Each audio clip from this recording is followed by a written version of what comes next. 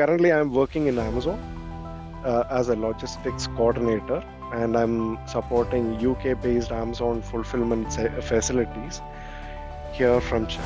When I came to Czech Republic, this was one of the major factors, like my financial level. So I didn't take a loan for one thing. I didn't take a loan, so I don't have any financial debt back home. My education cost came, let's say, around 5 lakhs Indian rupees, plus my accommodation cost would have come around another 5 lakhs Indian rupees. So all this 10 lakhs that came from my mom's pocket. We had some couple of colleges from Italy, from Germany, and from Czech Republic. So we ended up discussing about the cost factor, the living cost factor, all those things. So my overall budget was around 10 to 20 lakhs.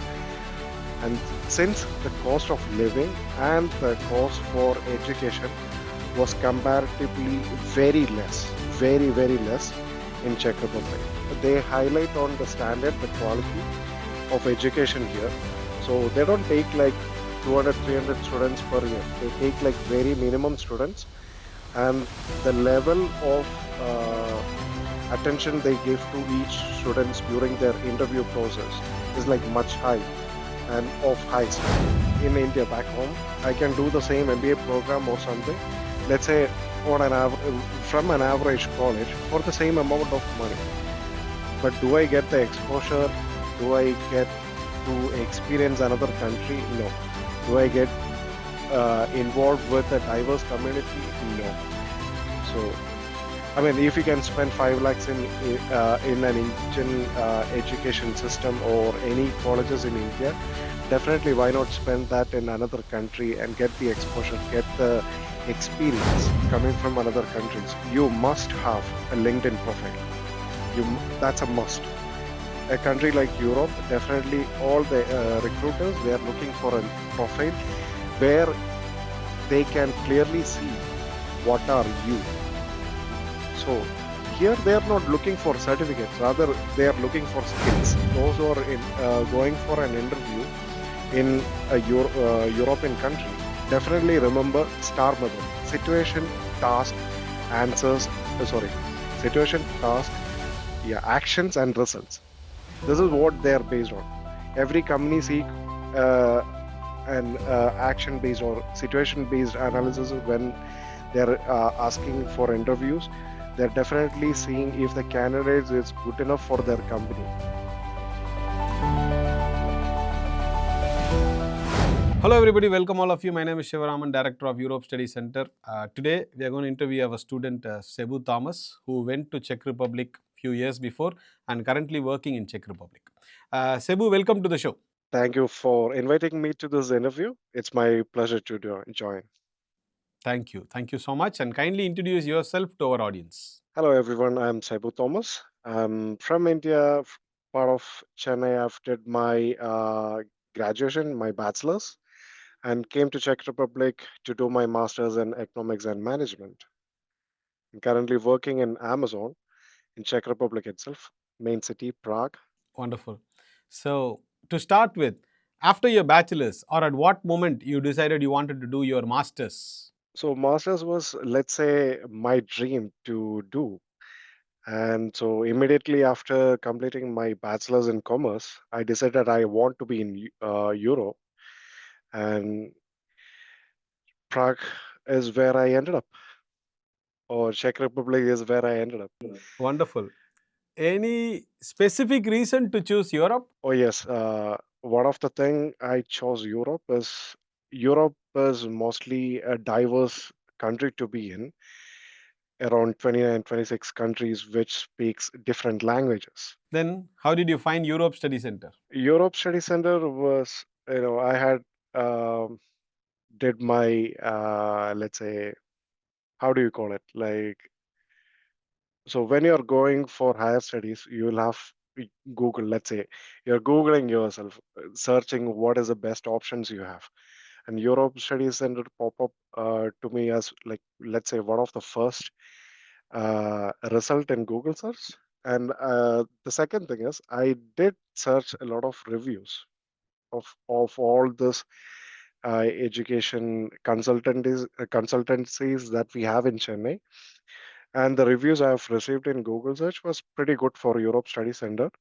And also when I approached in the office and by phone call, I received, let's say, a good information. The service which was provided by the people who have experience in sending students was good. Super. So this is how you found us. Then after you consulted us, how did you zero in on Czech Republic as your study destination? So when I approached Europe Study Center, actually I received couple of other locations as let's say an option. So Czech Republic was never my first option. So I had couple of other options too. So Europe Study Center, asked me the first question I received from Europe Study Center is like, Sebu, what's your preference? So I think this is one of the major things to ask when you receive a student. So always hear from the students. So Europe Study Center heard from me. So the my first preference was definitely Italy. Never was Czech. So I had my preferences, which was Italy, Germany, Belgium, and a couple of other countries, and Czech Republic was never even there. So uh, then also they asked me for my budget. I think that is also another relevant question. So my budget was between 10 lakhs and 20 lakhs when searching for the master studies program, and also I was looking for some grants and scholarship. So my questions was promptly answered by the consultant I had at that time. I believe the person name was Sugasini. I don't know if we are going to have any issues with revealing the person's name or consultant's name. Sugasini was the one who was helping me with my queries, and so we agreed with the course that is which may happen or get me when I'm studying in the country. So, and yeah, so cost was one thing, place of choice was another thing, and Czech Republic. When I ended up choosing Czech Republic, why I choose? There is two things.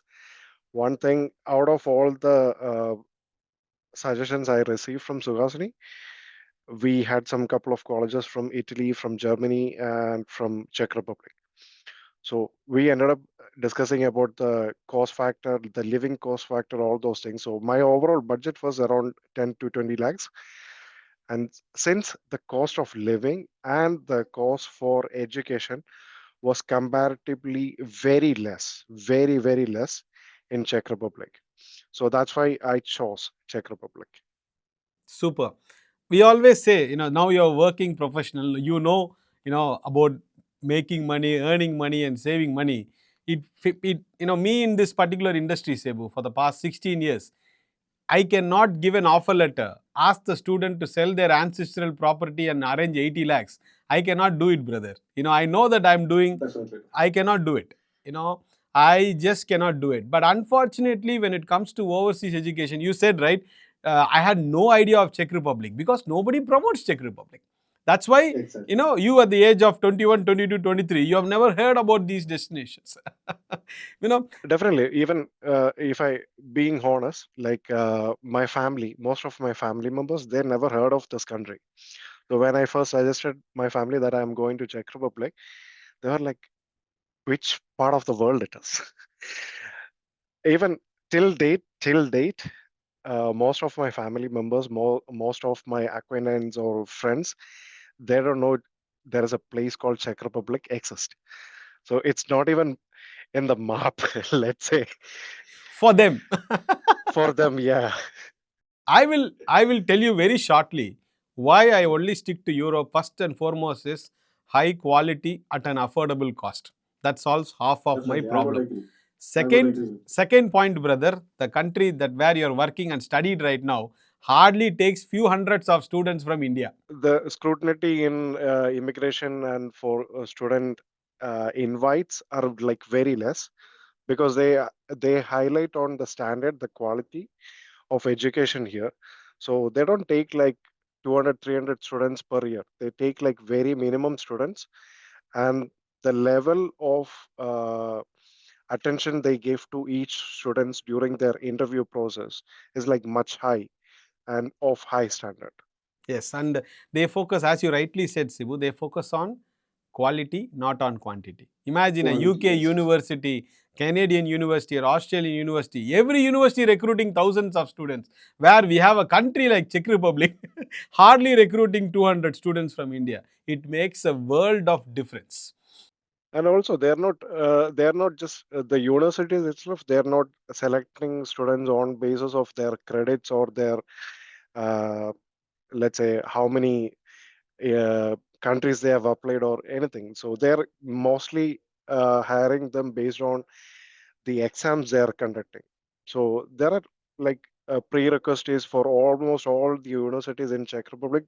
The student has to pass an exam to be able to get an admission there. So it's not easy. It's not easy. And at the same time, if the student is interested to study, you know, he will clear up all these things. Same like how Definitely, yes. how our friend Cebu did. So, what was the university you selected and you got selected for, and what was the course you studied in Czech Republic? So the master's program I did is for management in economics, and the university I selected was Silesian University in Opava and the business center in Karvina. So about the university itself, Silesian University has two major locations. So one is in Opava, which is like the main university, and the business administration in Karvina is a facility that is almost 2 hours away from Opava itself. And the university they have is having about 2000 plus students, I must say, and about 80 to 90 percentage of the students at the time when I joined is from Czech Republic or from another European country, and very least people were from outside Europe. And let's say when I joined, my batch alone had only like 10 to 15 international students and almost around 5, 10 people from Erasmus students, which is already coming from European Union. Wonderful. So, we would have studied in a different education pattern back home in India for bachelors. So, what all changes you had to make, education wise, for you to adapt to the new system in your first semester? Oh yeah, coming to that point, I think it is definitely a complicated one because from India, when I completed my bachelor's, my diploma, my schooling, all through these years, let's say I came here in 2019, and till then, 2017, I completed my bachelor's, and the whole through those years, I was using, let's say, textbook to read and learn, uh, not by practical. So mostly by theoretical, but not any practical sense. And the education system is here is a mix of theory and practical. So nothing here is based only on textbook. Get uh, we don't have to buy textbook at all. In my university, at least my experience, at least I didn't have to buy a single textbook. So all the classes which was delivered was through presentation, and there also the lectures also is not taking the whole textbook. They are not pressuring us to buy a textbook and learn from it or refer a book at all. They are only giving us a textbook name for reference, which we can take from a library or from an online library or somewhere we can refer it. We don't have to buy it. So they will give us like a documented PDF that we can use. They will give a set of questions that we can refer. The only thing they are checking is our understanding from the class they are giving. So even when they are giving us questions or exams, they are not asking us to mug up all those PDF or subjects and answer whatever is written on those presentation or whatever is given on the lectures. They are merely asking us to do it. The only thing they want us to deliver on those exams is our understanding. They don't want us to mug up and catch up all those uh, questions that they have given. They just want us to deliver what we understand from the lectures they have given, what we understand from the PDF they have given. If they can understand that we have given the answers from our own point of view, they will give us 100% results. That's it. See, that is the whole purpose of education, right? We need to understand. You getting a degree for namesake, this is where the problem starts. I think that is also another thing. Like when they're asking to do a presentation or when they're asking us to do an assignment on something, they're not asking us to go search Google or use ChatGPT or another AI to do our assignments. Instead, they're asking us to go outside, go to this specific location, find something that is innovative, that is helpful for your education. So every time we were doing some assignments, we were using some real life examples. Like for me, I was doing economics and management. So some of the materials or some of the things education, let's say my syllabus was closely related to management, and I had to choose some of the supermarkets which were closely situated to my university and see what is happening, what is their marketing strategies. I have to analyze it, how they place certain racks or placing their products, and then make an assignment on based on that observation I had from that specific place. So this is not happening in Indian education. Never. if if that is happening, excluding the NITs and IITs, why do I even send all these hundreds and hundreds of students to all these European Schengen countries? Not needed. If you're taking IITs and NITs, for example, they are not going out and doing their masters from outside. They're doing within India. And once they finish, they're getting a good package once they're out of the university. And let's say 1 or 2% of them is going outside for their job. Yeah. Yes. No, meaning to say, at least in these institutions, they get quality education and all. But when other institutions, when the focus is making money, we put our head into those institutions, and end of the day, complaining education, which I certainly don't agree. You study in proper institutions whose focus is not making money. Definitely not, because all these colleges, they have been provided by grants from the government itself. So the colleges here is not milking on students. Rather, they are benefited from the government, and the government here expect back from the universities is to provide back into the community a set of students that will be skilled and eligible to do the job required for the country's economy. Exactly. That's the Cebu. Don't you feel this is the whole purpose of education? You know, It is definitely. I mean, every year in India, we are generating a lot of graduates, and all these graduates, they are not eligible to do most of the jobs. Like, how many students are being eligible or capable enough to pass an interview back home? I still wonder, because if I'm back home, I will be still working for some MNC doing some international calls. also, Cebu, So, I say, believe in lack of skills, do not believe in lack of jobs. Spend less, learn more. Do you accept in these two things? spend less, learn more, definitely yes, because that is also one of the factor I believe. You know, make more from less. Yes. And I see people selling their ancestral property, going abroad. I feel it's a completely, you know, wrong decision. I So when I came to Czech Republic, this was one of the major factor, like uh, my financial level. So I didn't take a loan for one thing. I didn't take a loan, so I don't have any financial debts back home. The person who supported my education was my mother, and I am not from a rich family either. We are an average family. I am from an average family.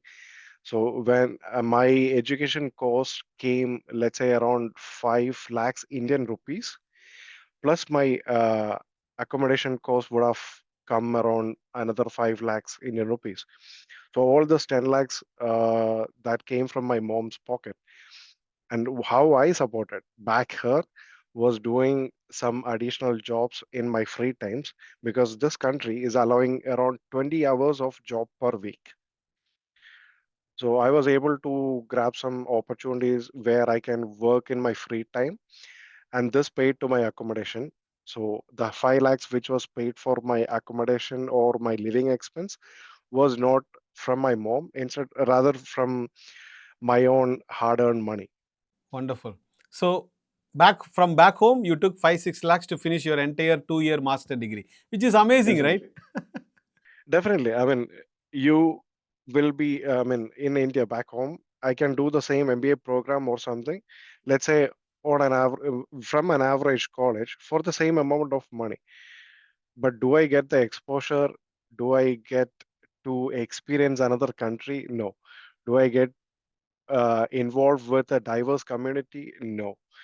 So I mean, if you can spend 5 lakhs in an Indian education system or any colleges in India, definitely why not spend that in another country and get the exposure, get the experience.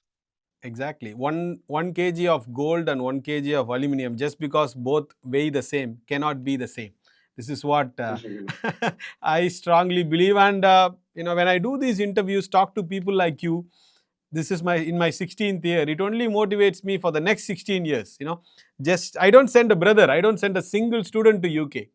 Never. Okay. I believe masters should be 2 years, and 2 lakh, 3 lakh students going to the same country, it is only going to lead to 99% unemployment. No use. Definitely. And coming to the unemployment or getting a job. So in Czech Republic, once you complete the education, you get a 9 months stay back. So if you're doing a full-time program, you'll get 9 months stay back. In that time, you can find a job. So if you're not trying, you're not finding. Only if you try, you will find.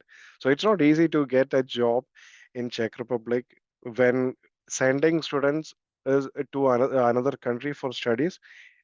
From your point of view, let's say it is once done, it's done.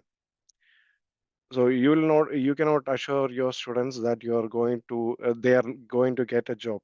So my humble suggestion for the students who is seeking support from ESE Europe Study Center will be, if you're not trying to get a job once you're done with the studies, you're not making any sense of going out to that country for studies. Exactly. And Sebu, to add to it, we make it very clear, because a lot of students, they ask me, sir, is my Mhm, job guaranteed? I said, first, especially going for post graduation, don't ask mhm. anybody this question, because getting job is in your Definitely hands. not. Definitely Getting not. job is in When your coming, hands. yeah, when coming from a country you are being feeded by silver spoon, come to this country and you will understand you are not getting feeded. Rather, you have to, go knock some door, ask somebody to get something done. So it is not easy. Back home, I think recommendations, bribing, all these things are happening, and here nothing. You have to make some sweat to get some gain. Exactly. When student ask me this, I ask them back, if you think when I tell you your job is confirmed, are you going to believe this? Then you have to be too innocent to believe all these things. You have to believe in yourself. But I don't blame these young guys also, Cebu, because they go to Mhm. the offices next to our building where they say everything is confirmed. You put your foot into Canada, your life is settled. You put your foot into Australia, your life is settled. And you can earn part-time job, you can earn this, that is when I started doing these interviews to provide clarity. For example, sorry, a working professional like you, when you come up to this interview and enlighten the young minds, you know they're going to get a lot of clarity. So, first of all, once you are doing your studies, when you're coming from another countries, you must have a LinkedIn profile. That's a must. A country like Europe, definitely all the recruiters, they are looking for a profile where they can clearly see what are you, So here they are not looking for certificates, rather they are looking for skills. Skills. I will highlight. None of the companies here never ask me if I have graduated from a college. They are looking for uh, participants, let's say prospects, when they are interviewing. They are looking if they can properly answer the questions. And I would also highlight STAR method for those who are going for an interview in a European country. Definitely remember STAR method: situation, task, answers. Sorry, situation, task, yeah, actions and results. This is what they are based on. Every company seek uh, an action based or situation based analysis when they're asking for interviews. They're definitely seeing if the candidate is good enough for their company, not based on their education, rather their skills, if they are able to answer the questions. Wonderful, wonderful. Now, getting into your professional life. So, when did you complete your degree and when did you start applying for your jobs? So I completed my degree in 2022. So even though I came here in 2019, I started my first semester on February 2020. So I completed my master's thesis and the state final exam. That was in 2022. So, so I will complete that one a bit, elaborating on the situation here. So in our education back home, if we are done with semester wise exams, we are done for our education. We get our, if we pass all the subjects, we get our graduation. So here it is different. Every semester we have exams, and to complete the graduation, we have to submit a thesis, which can be 65 or 85 pages, a book that has to be given to your uh, to the state panel, that then has to be interviewed by them. We have to be interviewed by them. So that is the, we have a written section and also an interview session. So if the panel is not satisfied with your thesis and your answers in these two sections, you're done for your life. So passing the state final exam is not that easy. Many things. So you have to go out, you have to place yourself into the market, and you know you have to display those skills you have. So Super. So, what's your current designation and which company you're working right now, currently? currently I'm working in Amazon as a logistics coordinator, and I'm supporting UK based Amazon fulfillment facilities here from Czech. From the moment you took this decision, I'm going to go to Czech, and currently where you are right now, are you happy with the decision that you took? Definitely I'm happy to be in this country, in this location. I mean, it's, being coming from a countryside, not a wealthy family, all these things. Looking at this place, looking where I am today, I'm definitely happy because I can bring my mother here every year. So she is visiting me at least once or twice a year. Sorry, no, not once or twice a year, once or twice between the years. Like she is coming here. So, and my family is happy that I am here. Whenever she is going and talking to the people, my son is in Europe, so she get that feeling. She's very proud that her son is not in India, in some other country. She's happy. That's in the end of the day, that what matters. Like if we are happy, they are happy. And the second thing, when I'm talking to my friends back home, they're saying they are working like 24/7. I would say 24/7. So if I'm when I'm working from here, if I start my shift at 7, I end my shift at 3:30, and that's the end of it. I have to forget where I'm working. I have to forget that I do have a work. So once the 3:30, the shift time is over, I'm going home as a regular person. I can do whatever I want. I can go to gym. I can go do some other job if I want. So that I have no restriction here to choose for another job. If I have to do another job, I can do it. But definitely, end of the day, I'm leaving my office as a happy person, no tension of responding to any emails or chime message or another messages. Leaving as a person as I came in the morning. Wonderful. I also feel that's the purpose of life, right? We need to enjoy what we are doing. And working alone is not life, right? We need to have a balance between all these things. Definitely, work-life balance is something that you will definitely find in most of the European countries. Exactly. And why do you see all these health issues, heart attacks coming for people at the age of 30, 35? This is the reason. We hate what we are doing. And where does it take up to? Only these sort of things, which is quite sad actually. Definitely, and Czech Republic also one of the country which that motivates sports. So, as part of my work, I'm being given a card which is called multi-sport card. So that I can use in any gym facilities. So I don't have to go for any gym membership. I have a card which is given by company that I can use in any facilities outside of the organization. And if I want to play some, let's say, badminton, volleyball, any kind of sport activities, I can use this. So this is also another motivation that my company gives to have a healthy life outside of office. No health, no wealth. No health, no wealth. Definitely. Yes, in my office, whatever I can, we close offices at 5:30, and we follow all the maximum possibilities that we can do here, so that there is a good work-life balance. Wonderful. So, before we sum up this beautiful interview, any last few points that you wish to say to our audience? Definitely. If you are a student who is looking for an education overseas, definitely you will have to, search your maximum, like about the reviews for that university, for that college. Try to reach out to the students who might be studying in the facility, get their reviews, get their opinions. Definitely. One more thing, like if you are doing any sort of education, try to maintain your attendance, which is very important. If you're not having a minimum attendance, then you're not going for any exams.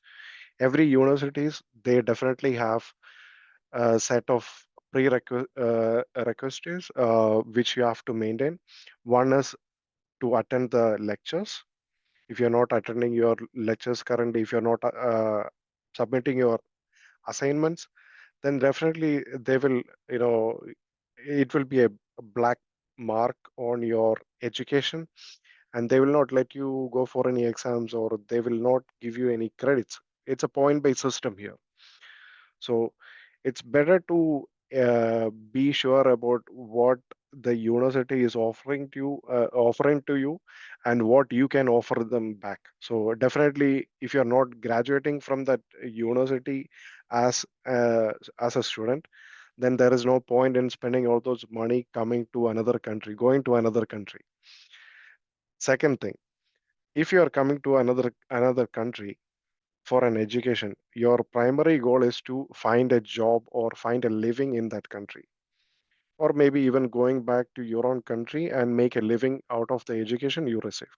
So, if you're planning for the first thing to make a living in the same country where you're getting educated, definitely prepare yourself in your profile in LinkedIn. If you're not searching a job, the job is not coming to you. You will have to find it. Second thing, if you're going back home, make sure that you're, you know, being honest to your education.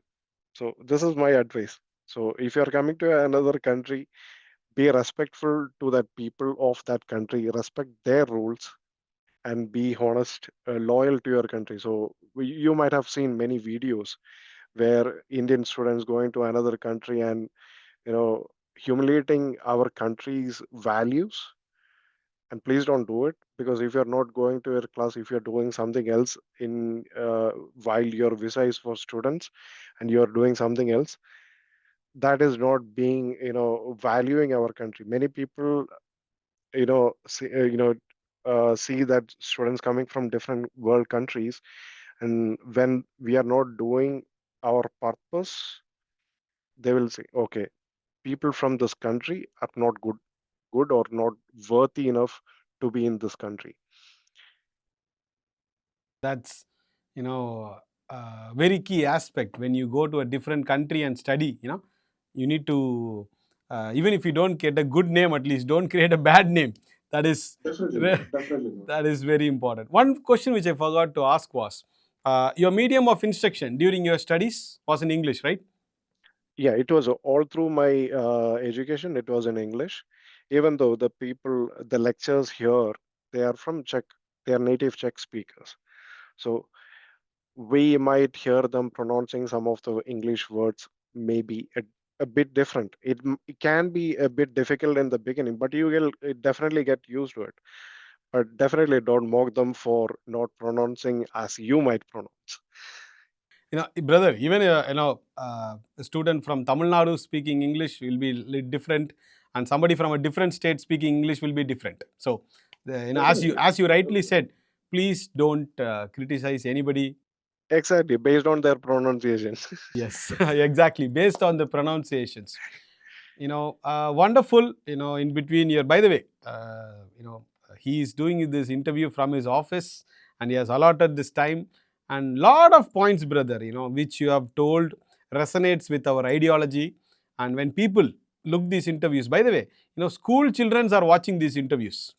Wow, good to hear. I get comments, the father commenting, I Mhm. saw this interview with my daughter who is studying in the 7th grade. Wonderful. I mean, if they are future forward looking, then definitely if they are watching and gaining some knowledge from my views, then I will be humbled. See, in this interview, what did we say? Believe in yourself, focus on skill development, spend less, learn more, don't get diverted. You go to a country to study, and what sort of institutions to study. That is also equally important. Definitely out there will be many people who will give you advices, but only take those advices which is value enough, which will give some value enough for you. So at the end of the day, you are the one who is making a decision. You are the one making, thinking like, is it good enough for me? So if it is not good enough for you, then please don't make that choice. Even nowadays, nobody likes any advices. And these interviews, they're going to watch it, when they are in the mode to search and explore new things. And I'm sure they're going to resonate all the points that we discussed here. Thank you so much on behalf of the audience and also ESC members to give us your time and to share your experiences. And I'm sure this video is going to give a lot of clarity to a lot of youngsters who are under confusion. Thank you so much. Thank you so much, Shivaram, for giving me this opportunity. And I'm most honored to be part of this interview. If I'm giving any kind of insight to anyone who is watching this video, please, please, please, thank you for watching.